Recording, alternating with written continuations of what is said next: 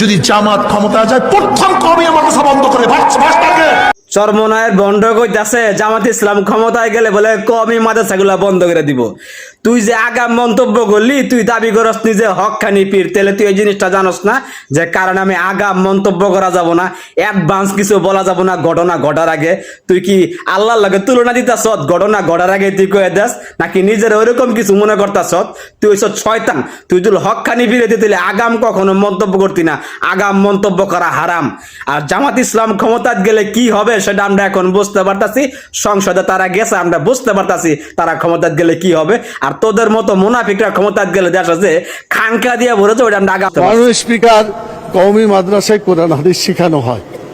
আপনার সন্তানকে যদি আমরা বা আমরা দিতে পারি, কোরআন হাদিসের বড় আলেম হয়ে সেখান থেকে বেরিয়ে আসতে পারবে।